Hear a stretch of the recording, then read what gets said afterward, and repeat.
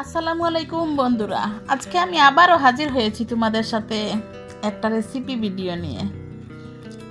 একেবারে দেশি গরুয়া এবং দারুণ রেসিপি নিয়ে। তোমরা তো জানোই আমাদের গ্রামের রান্না একটা আলাদা স্বাদ থাকে, একদম মাটির গ্রান মাখা ভাতের সাথে জমে ওঠা আসল সেই স্বাদ। তো আজ আমি রান্না করেছি মাগুর মাছ বোনা। আহা, মাগুর মাছের নাম শুনলেই তো জিভে পানি চলে আসে, তাই না? এই মাছটা যেমন স্বাস্থ্যকর, ঠিক তেমনি মশলা দিয়ে ভালো করে বোনা করে নিলে চমৎকার স্বাদ হয়। সেটা না খেলে বোঝানো যায় না। আমি ধাপে ধাপে দেখাবো কিভাবে সহজভাবে তোমরাও বাসায় বসে এই বোনা রান্না করতে পারো। তাই ভিডিওটা শেষ পর্যন্ত দেখো আর আমার সাথে এই রান্নার মজা উপভোগ করো। এখানে ছিল 2.5 কেজি মাগুর মাছ। ওগুলা মাছ অবশ্য চাষের মাছ। মাছগুলা প্রাকৃতিক কোনো হাওর বন্দরের মাছ না, ওগুলা চাষের মাছ। কি করার, আমরা কোথায় পাবো হাওর বন্দরের মাছ? চাষের মাছই তো। মাছগুলা এই সময় নিয়ে আসছে, মাছগুলা খুব তাজা ছিল।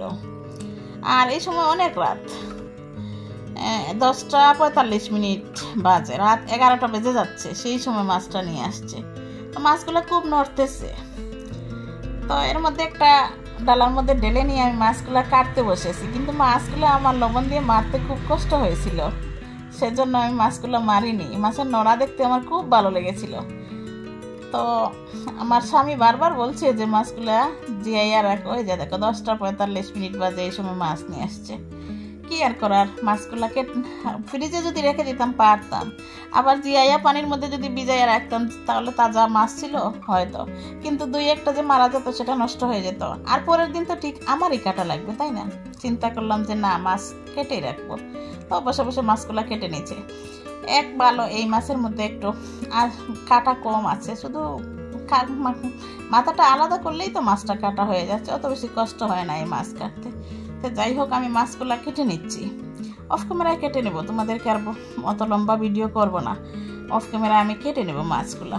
তো মাছগুলা একটু কষ্ট হয় আর কি, একা একা কাটতে হয়। তো যে কোনো মাছ, যে কোনো কিছু একা একা করতে হয়, কিছু করার নাই। বসে বসে একা একা মাছগুলো কেটে নিচ্ছি। আর এই সময় ক্যামেরাম্যান ছিল আমার ছেলে। দেখো মাছগুলো কীভাবে নড়তেছে। আমি মাছগুলো মারতে পারতাম, কিন্তু মারিনি। মাছের নড়া সৌন্দর্যটা দেখার জন্য অফ ক্যামেরা মাছগুলো কেটে নিয়েছি। তারপরে একটু বোনা করতে চাইলাম। এই দেখো কয়েক টুকরো মাছ নিয়ে আসছি, মাথা এনেছি, মধ্যের টুকরাও এনেছি, লেজও এনেছি। মাছগুলো কোনোটা মাছ 2 টুকরো করেছি, আর কোনোটা মাছ আস্তই থেকে গেছে। তো যাই হোক, এখন আমি মাছগুলো বেজে নেব। আমি মাছগুলো বোনা করব। মাগুর মাছ বোনা খেতে সেই স্বাদ হয়। তো এর মধ্যে একটু লবণ দিয়ে দিচ্ছি, হলুদের গুঁড়া দিয়েছি, আর মরিচ গুঁড়াও দিয়েছি। আমি মাছ ভাজি করতে সময়, যখন বোনা করার জন্য হোক আর সবজি দিয়ে রান্না করার জন্য হোক, যখন মাছটা ভাজি না, তখন একটু মরিচের গুঁড়া দেই। মরিচের গুঁড়া দিলে খেতে টেস্টি হয় মাছটা। তোমরা একটু দেওয়ার চেষ্টা করবে, একবার দেখতে পারো। অনেকে লবণ আর হলুদ দিয়ে মাছ ভাজে, আমি আবার একটু মরিচের গুঁড়াও দিই, দিলে অনেকটা টেস্টি হয়। এবার আমি একটা ফ্রাই প্যান বসিয়ে দিয়ে মাছগুলো আমি একে একে দিয়ে দেবো। প্যানের মধ্যে তেল দিয়ে ভালো করে ফ্রাই প্যানটা গরম করে নিচ্ছি, না হলে মাছ আটকে যেতে পারে। এবার আমি মাছগুলো ঢেলে দিয়েছি। মাছগুলো ঢেলে দেওয়ার পর মনে হলো এখানে মাছ বেশি হয়ে গেছে, তাই কয়েক পিস মাছ তুলে নিলাম, আবার দিয়ে দেব। তো ওগুলো আর তোমাদেরকে দেখাবো না, আমি ভিডিওটা লম্বা হয়ে যাবে, সেজন্য আমি অফ ক্যামেরায় বাকিগুলো মাছ ভেজে নেব। আর এগুলা একবার দিয়েছি, আর একবার দিতে হবে। তো অফ ক্যামেরায় মাছগুলো একটা পাতিল বসিয়ে দিয়েছি। পাতিলটার মধ্যে দিয়েছি আদা বাটা, আদা বাটা ও রসুন বাটা এবং পেঁয়াজ বাটা। ফ্রিজের মশলা ছিল, তাই একটু আগে নেড়েছে পানিটা শুকিয়ে নিয়ে এবার আমি তেল দিয়ে দেবো। তেল দিয়ে ভালো করে মশলাটা কষিয়ে তারপর শুকনো গুঁড়ো মশলাগুলো দিয়ে দেবো।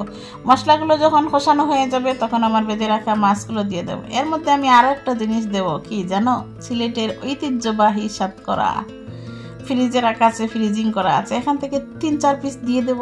আমার বাচ্চারা খায় না, সেজন্য বেশি দিতে পারবো না, হালকা একটু দিয়ে দেবো, শুধু সুগ্রানটার জন্য। আমার বাচ্চারা একটু পছন্দ করে কম, ওদের বাবাও পছন্দ করে না, এই জন্য আমি দিতে পারি না। কিন্তু আমি খুব বেশি পছন্দ করি এবং আমি খাই, আর সেজন্য মাছ বোনা করতেছি, 2 পিস দিয়ে দেবো, টের পাবে না।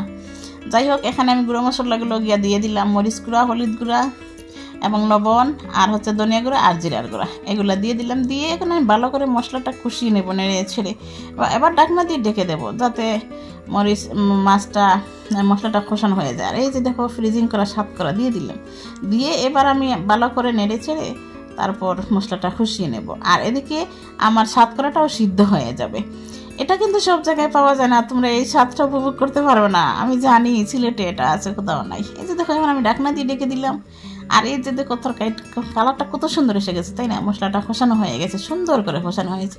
এদিকে সাতকরাটাও সিদ্ধ হয়ে যাবে। যখন সাতকরাও সিদ্ধ হয়ে যাবে আবার মশলাটাও কষানো হয়ে গেছে, এই পর্যায়ে এসে আমি ভেজে রাখা মাছগুলো দিয়ে দেবো।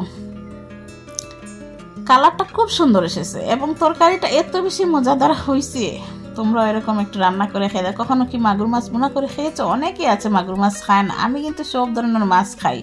আমার ফ্যামিলিতে সব ধরনের মাছ চলে, আমরা ওগুলো বাছাবাছি করি না, সব পছন্দ করি, সবই খাই। কিন্তু রান্না করার মধ্যে ডিফারেন্স আছে, সবাই তো আর রান্না করতে পারে না একরকমভাবে। অনেকের রান্না দেখা যায় মশলা কাঁচা ভাব থেকে যায়, অনেকটা প্রবলেম থেকে যায়। আমরা সবাই পারি, নারী যত আছে সবাই রান্না পারি, কিন্তু রান্নার প্রসেসিং এক রকম।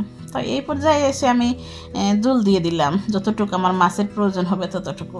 এই পর্যায়ে দেখো মাছটা বলক উঠে গেছে। তো বন্ধুরা দেখলে তো কত সুন্দর করে তৈরি হলো মাগুর মাছ বোনা, তাই না? গরম ভাতের সাথে এই বোনা খেলে কিন্তু একবার হাত থামাতেই পারবে না, এটাই আসল মজা। আশা করি তোমরা রেসিপিটা দেখে বুঝতে পেরেছো কতটা সহজ আর মজাদার এই রান্না। তোমরা অবশ্যই বাসায় ট্রাই করে দেখো, আর কেমন লাগলো সেটা আমাকে জানাতে ভুলো না। তোমাদের প্রতিটা কমেন্ট আমার কাছে অনেক দামি। ভিডিওটা ভালো লাগলে একটা লাইক দিবে, শেয়ার করো তোমার প্রিয়জনদের সাথে, আর অবশ্যই আমার চ্যানেলটা সাবস্ক্রাইব করে পাশে থাকো। নতুন নতুন গরুয়া রান্নার রেসিপি আবারও নিয়ে হাজির হবো ইনশাআল্লাহ। আর এই যে দেখো ফাইনাল আমার তরকারি, আমি এখন বাটিতে বেড়ে নিচ্ছি, আমি খেয়ে নেব। সবাই ভালো থাকো, সুস্থ থাকো, আর রান্না করে মজার মজার খাবার বানিয়ে পরিবারের সাথে খুশি থেকো। আর দেখো আমার মাগুর মাছ বোনা এবার আমি খেয়ে নেবো সবার সাথে, একসাথে বসে খেয়ে নেবো আমরা সবাই। তো তোমরা ভালো থাকবে, সুস্থ থাকবে এবং আমার ভিডিওটি ফুল ওয়াচ করে দেখবে। আল্লাহ হাফিজ, আসসালামু আলাইকুম।